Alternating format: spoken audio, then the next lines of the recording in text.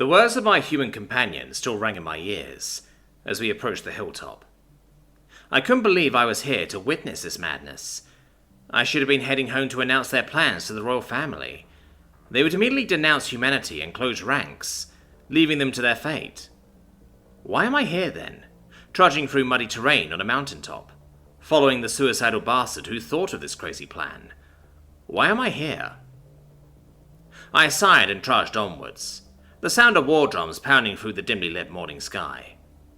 My human companion had a long, thick fabric bag slung over his shoulder, and a large metallic case he carried too. It was long, painted black, and he carried it with exceptional care. Where? To his favourite spot up on the hilltop, which has a perfect clear view of the battlefield. And what a view it was. There, in an open field, in the open air, sat 5,000 Terranian troops of the Second Terranian Empire. My human companion seemed slightly less intimidated than I was. We had fought these madmen before. It took 10,000 lives to kick them off one of our colonies, and they only had 800 men then. We trudged along as I recalled the events that took place leading up to now. The Terranian Empire had come across humanity, a fledgling species only recently accounted for in the Galactic community. The Terranian Empire found out about them despite their best efforts, and laid a claim on them. Galactic Law number 7A1 clearly states that if any lesser species appears, any larger empire is cleared to challenge this race to a fair battle in armed combat. If the defender wins, they keep their sovereignty and join the Galactic Union. The loser is assimilated into the winner's empire as a colony, whatever that may be. As slaves or workers or soldiers, depending on the empire's needs. The Terranians usually took slaves of their new colonies. They almost succeeded in taking mine. The humans, however, were unamused by the state of affairs in the galaxy and opted out of the rules, abandoning the Union entirely. The only reason I am here is due to the fact we have decent trade relations with them. The royal family considers many humans their friends, so I was here more for moral support. The Terranians didn't take too kindly to humanity's actions after they rejected the Council's offer, and stated they would defend their borders against any who come. The Terranians challenged them to the slavers' right. If they won, humanity would be their slaves. If they lost, they would leave humanity alone. The humans did one better and challenged them to a bout of Raganthar, or as they termed it, regicide. Humanity challenged the Emperor himself and laid out terms. They issued a challenge. They invoked their ancient warrior rights and sense of honor. Foolhardy. Stupid.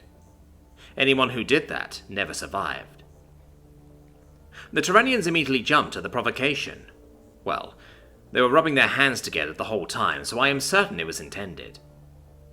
Humanity laid out the challenge, leveraging their sense of honor against them, and challenging the Emperor himself to a duel. The humans stated if they can kill the Emperor on his own terms, the Terranian Empire cedes all control to humanity. The Emperor agreed.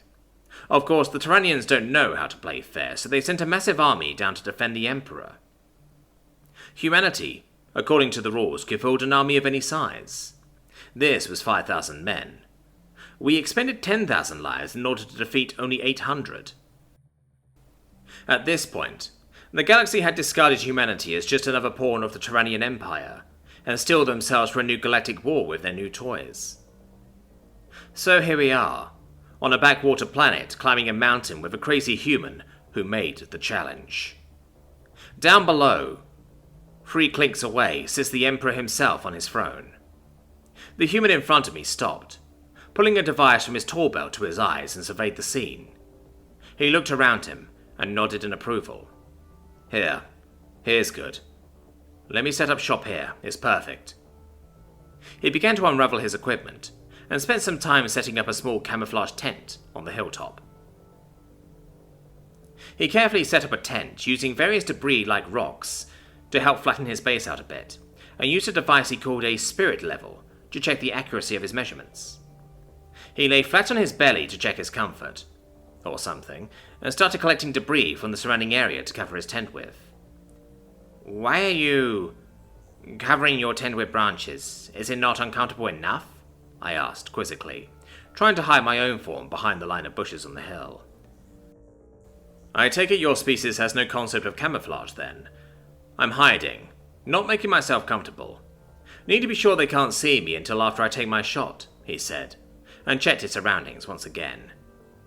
You cannot be serious. Shot? What shot? You need artillery released by a battlecruiser to take them down. Believe me, we tried that.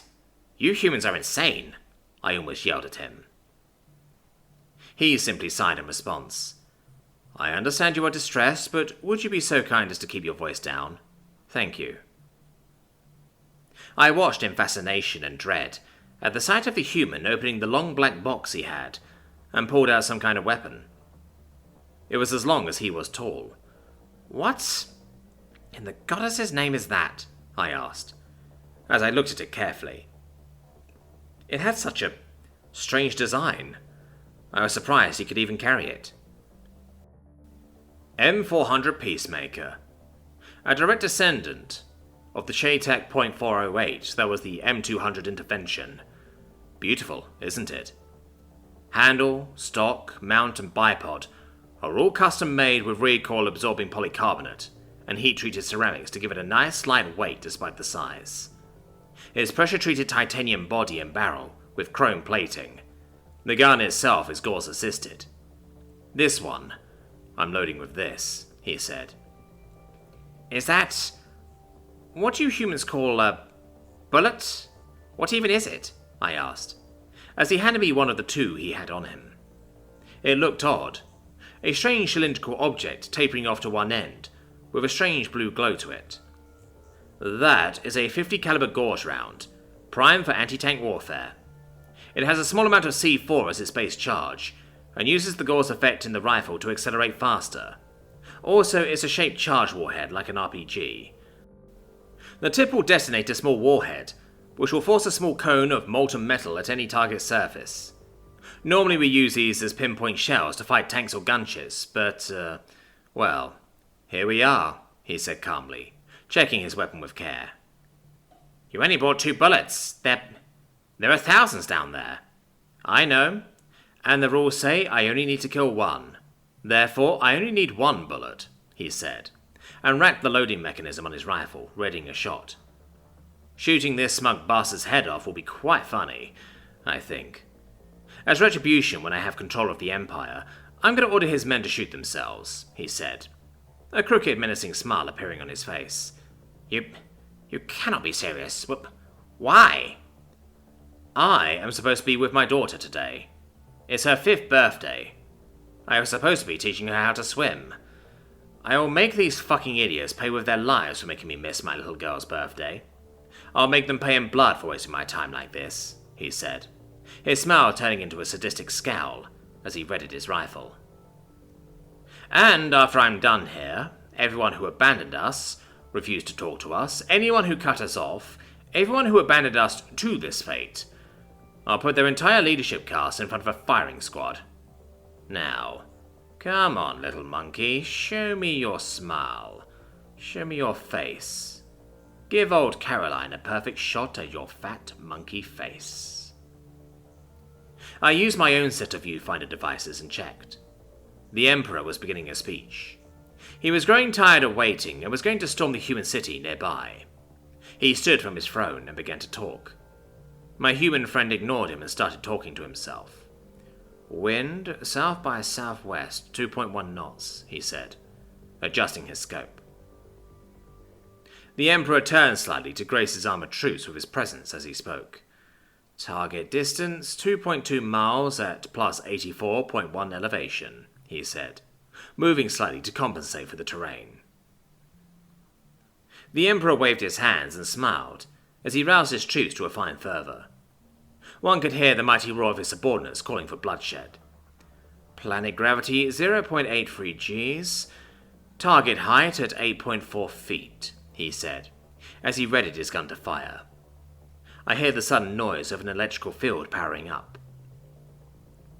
The Emperor moved with the grace of a leader and turned to face the men near the hillside and finished his speech. He raised his head high and smiled. There you are. He took a deep, strong breath, and slowly let it out as he squeezed the trigger of his gun. The shot heard around the galaxy suddenly rang out. A mixture of an explosive and an electromagnetic discharge suddenly shattered the calm of the valley. The explosive force of the bullet exiting the chamber disturbed the sand and leaves in front of it, in a strange spiral-like pattern. It was as if the world slowed down for me.